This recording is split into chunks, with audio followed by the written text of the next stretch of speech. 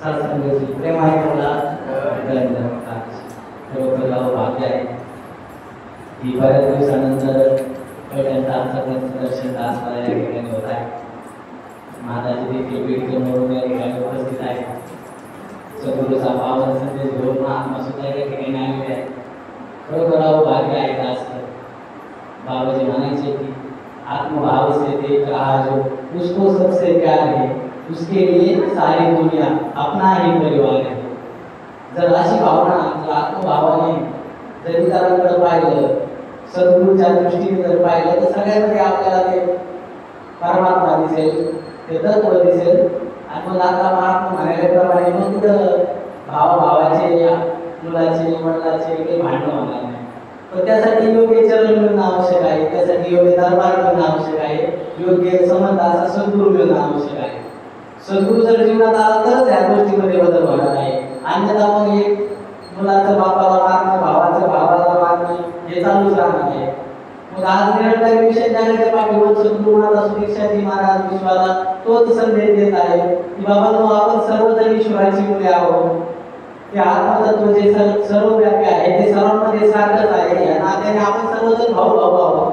पण हे जोपर्यंत कळणार नाही समाजाला तोपर्यंत हे वाद होत राहणार. आई वडिलाचे असतील किंवा लेकराचे बाबाचे असतील किंवा भावाचे असतील का तर त्यांना ते सत्य जाणलं नाही. त्यामुळे हे वाद चालू आहे. आज आपण जगामध्ये पाहतोय, समाजामध्ये पाहतोय की धर्माच्या नावाखाली जातीपातीच्या नावाखाली किती मोठे वाद चालू आहे. पण सगळ्यात मोठा धर्म कोणता असेल तर सद्गुरूही आपल्याला सांगतोय आणि सानेगुरू सुद्धा सांगायचे की खरा तो एकच धर्म जगाला प्रेम मानवावे. की जगाला प्रेम देणं याच्यासारखा मोठा धर्म नाहीये. आणि आज जगाच्या पाठीवर निरंकारी मिशन आपल्याला ते समजवते की सगळ्यांशी प्रेमाने राहा, प्रेमाने बोला, प्रेमाने राहा. वैभवशाच्या बाबत भेटी प्रेमाचे पूल बांधत जाऊ की प्रेमाचे पूल बांधायचे सांगितले. पण हे कुठपर्यंत किंवा हे कधी शक्य आहे की योग्य असा समर्थ असा सद्गुरू जोपर्यंत जीवनात येत नाही तोपर्यंत या गोष्टी होणार नाही. आपण परम भाग्यशाली आहोत की आपल्याला हा दरबार मिळत आहे, वारंवार संतांची संगत मिळत आहे. कारण संगतीला आणणे साधारण असं म्हणत पाहिजे. माणसाच्या मनामध्ये प्रत्येक क्षणाला विचार असतो की माझा भगवंत माझ्याकडे पाहतोय, सद्गुरू माझ्याकडे पाहतोय. म्हणून माणसाचे कर्म सुद्धा या दरबारामध्ये आल्याच्या नंतर सुधारले जातात. नाही तर बाहेर नुसता देखावा चालू आहे.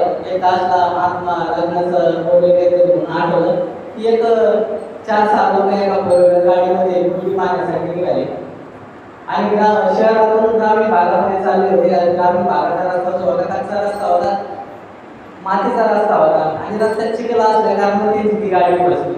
आता गाडी फसली, त्या गाडीचे सगळे सुशिक्षित लोक होते, खाली उतरायला तयार नाही. तो मालक म्हणायला लागला, तो गाडीचा पाहायला जाणार जो मुलगा होता त्याचे वडील म्हणायला लागले मी खाली उतरणार आहे. ड्रायव्हरला म्हणे तुला जशी गाडी काढायची तशी काढ. ड्रायव्हर खाली उतरला, ढकलत त्याने गाडी पण त्याला निघाला नाही. पण एका झाडाखाली 2-3 लोक बसलेले होते. त्यांनी ती गंमत पाहिली आणि या ठिकाणी पळत आले आणि ती गाडी ढकलायला लागली.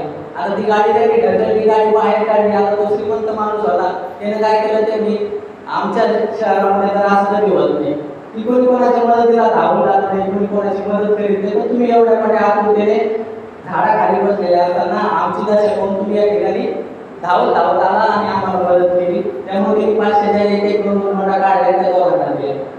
त्यांनी ते नोटा घेतल्या आणि ते आभार व्यक्त करायला लागला तो श्रीमंत माणूस की बाबा खूप खूप आभार आहे तुमचे, आम्हाला सकाळातून वाचवलं किंवा ह्याच्यातून आमची गाडी बाहेर काढली. आणि मग त्यांनी असं प्रेमाने त्याला विचारलं बाबा तुम्ही करता काय? माझी खूप मोठी फॅक्टरी आहे, कारखाना आहे माझ्या शहरामध्ये. जर तुमचा एखादा मुलगा असं मुलगी असं तर माझ्या कारखान्यामध्ये फॅक्टरीमध्ये जॉईन करण्यासाठी पाठवा, गरज असेल नोकरीची तर. त्यांना विनंती करत होता की तुम्ही खूप मोठं काम केलंय, चांगलं काम केलंय, म्हणून तुमची पण मला मदत करावीशी वाटली. म्हणून तुमचं पण नोकरीला शोधत असेल तर माझ्या फॅक्टरीमध्ये या तुम्हाला नोकरी दे. आता त्यांनी सांगितलं की हो म्हटले. तुम्ही करता काय? नाही आता कशाला विचारता तुम्ही काय करता? नाही आम्ही असंच बसलेला असतो इकडे. नाही म्हणजे आतून त्यांनी विचारलं, पुन्हा विचारलं तुम्ही नेमकं करता काय आपण आम्हाला सांगा, कळू द्या. त्यावर ते 2 लोक म्हणे कशाला विचारता? पण आज कॅरेटमध्ये म्हणायला लागले की आम्ही काय करतो या रस्त्यामध्ये पाणी सोडतो म्हणे आणि चिखल करतो. आणि असे तुमच्यासारखे लोक येतात शहरातून गाडी फसते आम्ही ढकलतो याच्यातूनच आम्हाला पैसे मिळते. म्हणजे सांगायचं सासरीच हे की दिखाव्याचं काही नको आहे. म्हणजे त्यांचे जे काम होतं हे दिखाव्याचं काम होतं. आपल्याला सद्गुरूने ते शिकवलं की भक्ती करताना सुद्धा दिखाव्याची भक्ती न करता आपल्याला आपल्या अंतर्मनाला त्याची शांती भेटेल. आपल्याला भगवंत पाहतोय म्हणून आपण प्रामाणिक सेवा संस्कृत करायचे. समाजामध्ये समाज आपल्याला चांगलं म्हणेल यासाठी चांगले कर्म करायचे. नाही तर माझा सद्गुरू माझा भगवंत मला चांगलं म्हणेल यासाठी चांगले कर्म करायचे. या दासता हे देखील आशीर्वाद